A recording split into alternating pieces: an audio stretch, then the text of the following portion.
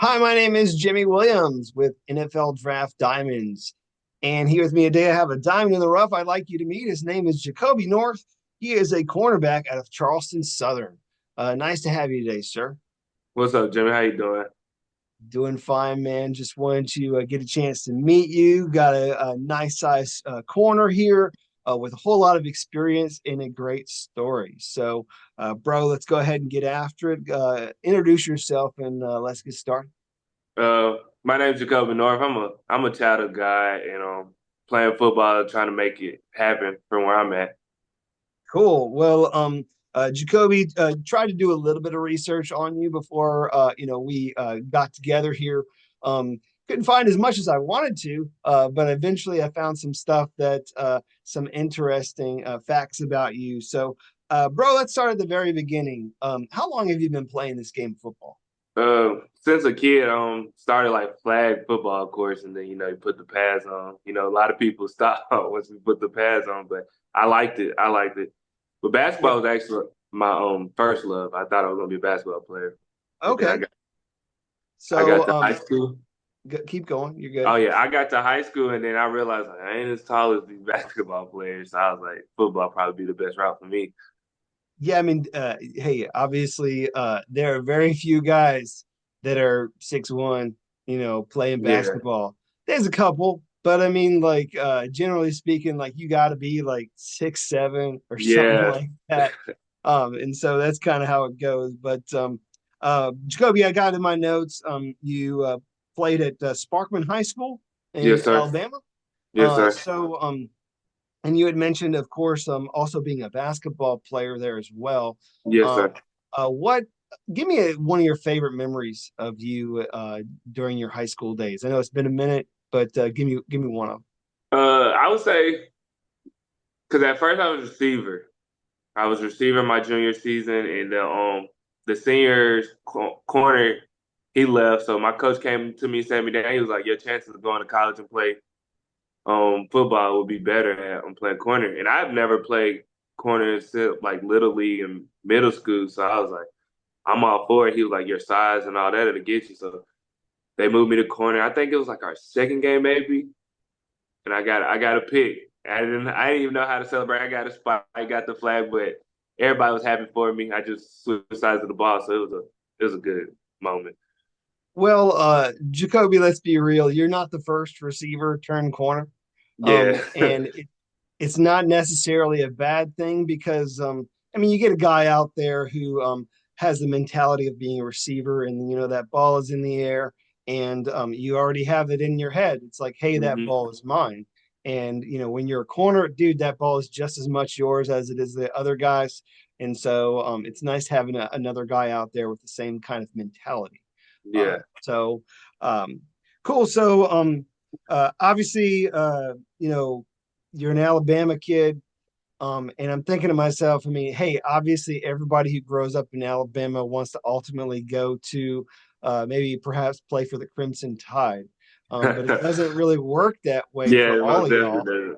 does. And so growing up, who are you a big fan of, man? Like who are you big who is the guy? I mean, obviously you were a receiver for the longest time, but like who is a guy that you tried to, I guess, that was maybe a role model or something for you? Um, um, well, see, it was like I was a fan of Alabama and stuff, Of but course. like I would say like I had like when they had Henry Ruggs, Judy, and all of them type guys on the team, but I used to like to watch the Reuben Foster highlights before a game for some reason because like seeing big hits, I'm like, oh yeah, that'll get me going and get ready to play. I mean, definitely a different take. And Yeah, so I appreciate that. I mean, and really, even now, as we look at you as a defensive player, you get this crazy madman like Reuben Foster running down the field, like laying into somebody. hmm Obviously, that gives a guy like you more or less the same mentality, yeah, maybe perhaps going out there on special teams or something, but not a bad guy to watch some highlights of yeah. for He sure. his highlight tape like when he was at Alabama was crazy, so it hypes me up. Like I'm like, oh, yeah, let me go. Hey, it works. So, Jacoby, again, interesting story for you. Actually, been a part of three separate institutions. And so let's first start at the first school that you were at, which was Kentucky Christian, which is an NAIA school. And bro, obviously things started out a little funky because when Yeah. you come in and we're having to deal with like the pandemic and all this crazy crap going hmm on. Talk about your time at Kentucky Christian. So out of high school, recruitment wasn't going the best for me, like as planned it. But it was my first time playing corner, and I wasn't gonna say I was the best coming out of high school. I definitely got way better than um I was. So I went to they Kentucky Christian hit me up like 2 weeks before it's time to report, and my mom's side of the family's from Kentucky, so I was like, I'm gonna go. Like I told my mom, let's do it. I'm gonna go. I pull up to the campus that day. The coach that recruited me, not even there, not even there. So nobody knew who I was. Nobody knew who I was. So that was like a wow moment. I'm like, oh my god. And then like NAIA is like it's not like full scholarship, so we had to make make some money to pay for that deal. So I went there like 2 weeks before the first game. They hit me with the red shirt. I had just earned the starting spot, but I didn't go through the clearinghouse, so I had to get red shirted. And then after that, we had the COVID. Then everybody played that spring, and it wasn't no full season. It wasn't no full season, so we did good that year. Like we did good actually. We went like 6-2. We lost to this team called Reinhardt, so that's why we didn't get the little championship ring. But and then the head coach left us. That sucked. We thought the whole team was gonna come back. We just knew we was gonna win it all. Everybody left. Everybody left. We got a new coach, Coach Russell. He's the coach at Campbellsville now. I'm still in contact with all my coaches that I have. Never left like no coach on bad terms. So we got the ball rolling there, and then we played one more season. I played one more season. After that season, I betted on myself. Me and my roommate, we betted on ourselves. We was like, let's try. So we went to Kentucky Wesleyan. That's where I met Coach Young, Craig Yeast. He was the coach at first, and then he stepped down. He stepped down. Once he stepped down, it was like a nerve shock. And like every year I've been in college, I done had a whole entirely new coaching staff. Like I've never had the same coaching staff. It's not Like your fault either. Sometimes it yeah, just happens.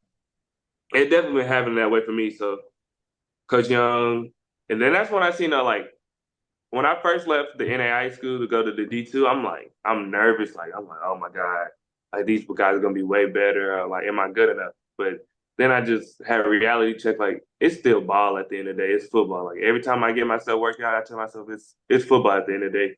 And they put their shoes on just like I do. And once Yeah, I had that mentality, the game was just easy. Like it's just easy.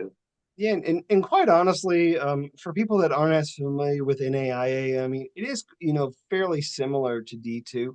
hmm So there isn't really much of a difference. Yeah. And so again, as you had mentioned, you're at Kentucky Christian, and then you end up at Kentucky Wesleyan, which is the D2 school, hmm and then obviously right now you are finishing up at Charleston Southern. How did you ultimately get a chance at Charleston Southern? So after the season, I graduated the spring semester. So I hit the portal and told everybody I'll be a grad transfer. So at first, when I hopped in the portal, it was slow for me because a lot of coaches thought I could come in the spring, but I had to graduate first. I was like, I got to graduate first before I go. So it was slow, and then I started picking up my offers, and they rolled in. But me being at school, I couldn't just go on every visit. I still had to get my grades done, and I'm at school and all that stuff. But I started doing visits, and then I slimmed it down to my top three was Arkansas Pine Bluff, Charleston Southern, and West Georgia. So I went on my visits, and I got family here in Charleston Southern, and then Coach Bush, he sold the deal when I got here. Like I related to him. I'm like, yeah, like I think it's the coach for me. And then since I've been here, he's done took my game to a different level. Like and me having playing with different corner coaches, like I got a lot of tools in my box. It's not no technique I haven't played or tried or anything. But Coach Bush, he's on me really hard. He has high expectations. Coach Rebate, they all got high expectations for me, and I've been accepting the challenge since I got here. Yeah, and Jacoby, let's just be real. I mean, been faced with a lot of challenges, a lot of coaching changes throughout your Hmm. time. Um, but you've stepped up to the challenge. You were at NAIA school, went to Division II, now a D1 school with Charleston Southern. And so you continue to step up to the challenge and you deliver. And so that's really the type of guy that we're looking at, a guy that can do that. And so uh, obviously, like we've mentioned, been a part of several different defenses. Talk about the defense there at Charleston Southern, and maybe compare it to your overall experience with some of the other places you've been. All right, well, for here, because I came in the summer, so we had to learn all this, like all this. I'm not gonna lie, this was the most complex.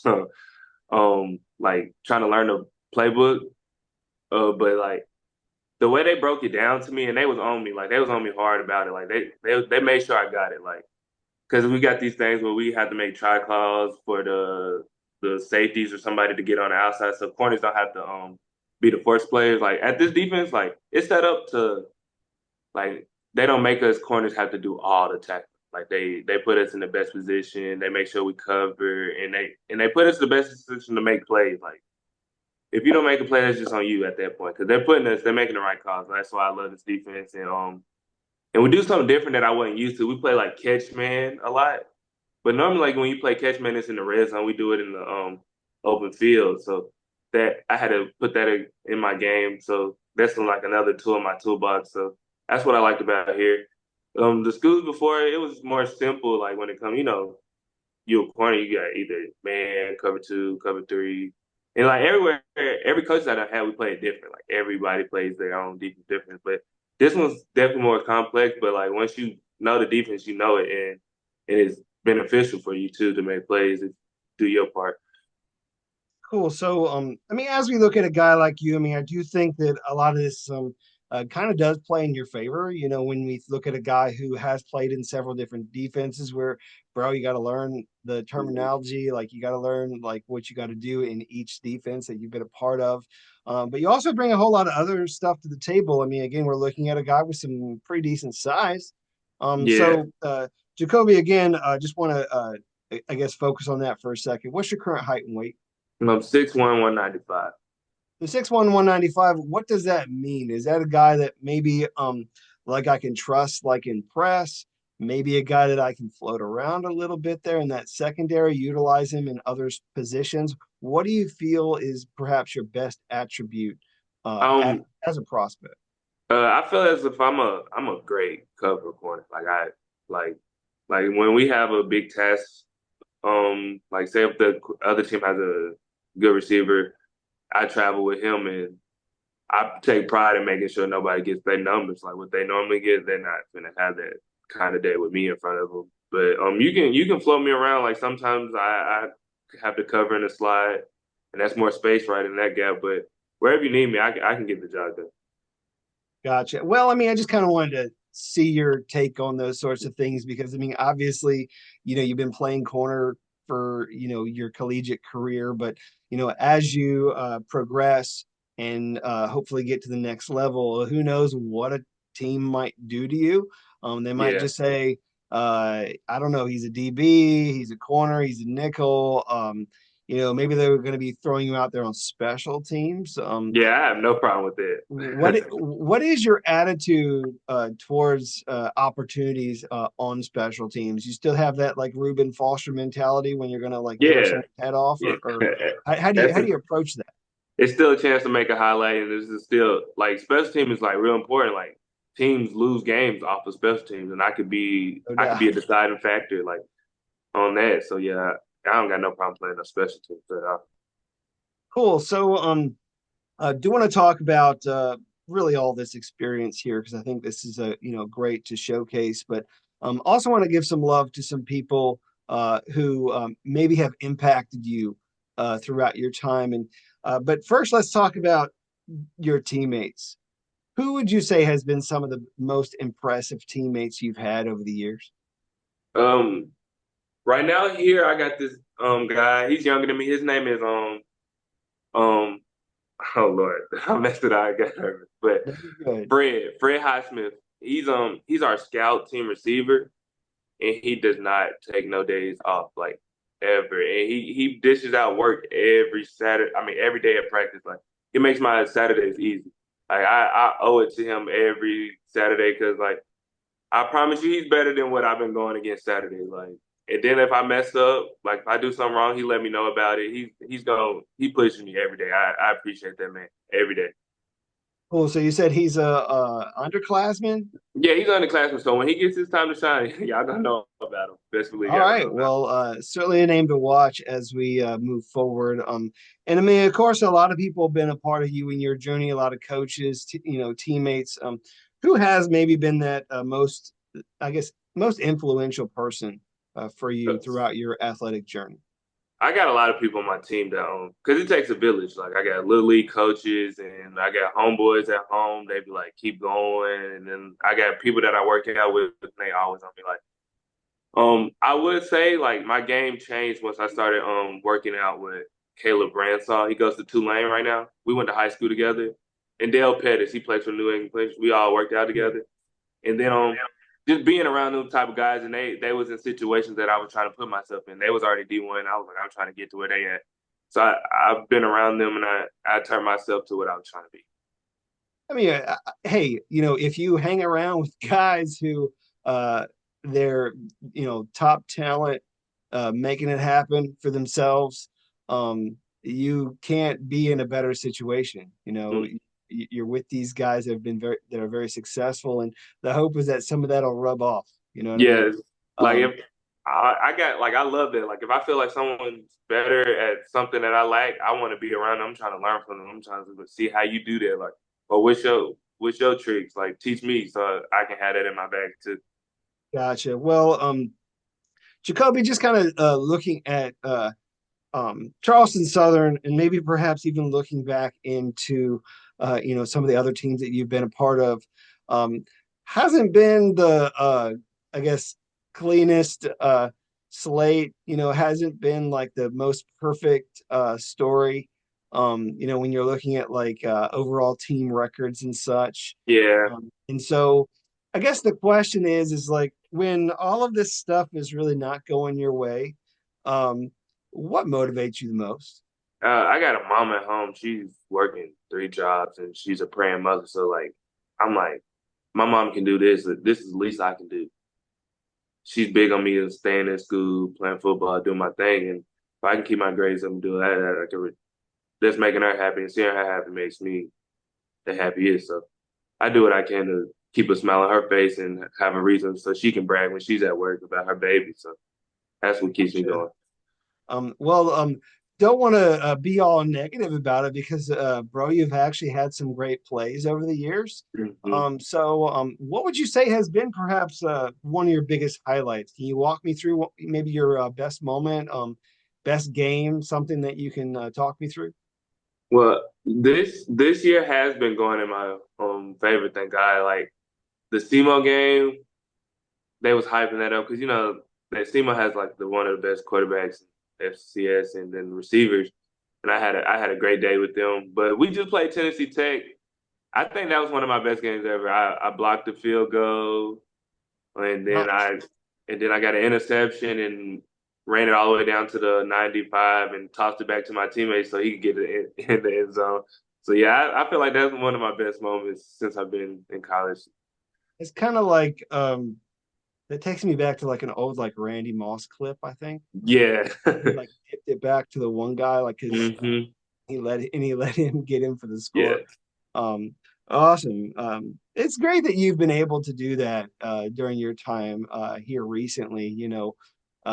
Being an impact on special teams, and then also uh, going head to head with really some great offenses. When we look at the FCS you know people that you have been going up against. I mean, again, SEMO's got some really good guys. Yeah, Got a most good definitely.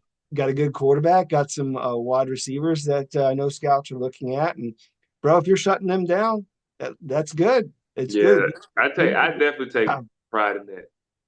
Um, well, do want to get a chance to meet this guy outside of football because obviously it seems like a lot's going in your favor these days. So, but tell me something about you other than being a good football player, whether it be hobbies, interests, special talents, any passions in your life. Like, give us something to talk about here. I say I'm the probably biggest mama's boy you ever meet. I'm the biggest mama's boy you ever meet. I just got into the video games since I've been in college. Like everybody had the P5. When the P5 came out, I was like, let me start playing the game. So I've been on the Gamer Boy vibes a little bit. And what else I like? I like to go bowling. Bowling's my thing. If I get the chance, anybody invite me to bowling, I'm not gonna turn that one down. So that's a good hobby of mine. All right, you have a personal best in bowling. What can you do here? I try to get triple digits when I go. If I can't break 100, I'm disappointed in myself. Ah, well, yeah, that's usually the first thing. But in order for you to be competitive, you got to be a whole lot better than Yeah, just. I'm not gonna say I'm the greatest. I just learned to do the curveball. But other than that, yeah, it's all fun and games. As long as we don't got the bumpers up, man, I think we're Yeah, no, fine. no bumpers, no bumpers. No, well, Jacob, just want to throw you a couple more fun questions.